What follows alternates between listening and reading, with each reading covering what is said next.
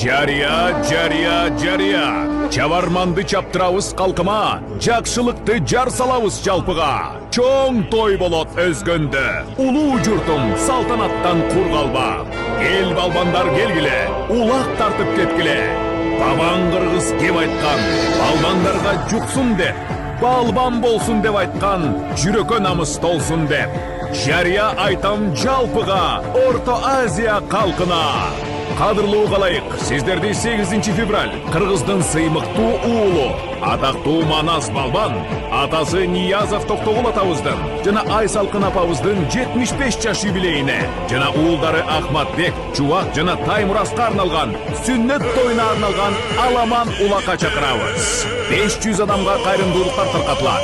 Байгеге коюлган соорундар, умра сапарына жолдомо, 100тө токулуу ат, 30 тай акчалай сыйлыктар, $1000 10 жолу.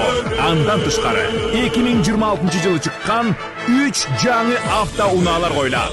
Оюн Калыс тауынын тыкыр көзөмөлүндө өткөрүлөт. Той ээси Ниязов Манас Токтогулович. Андемесе ак тойго кош келиңиздер.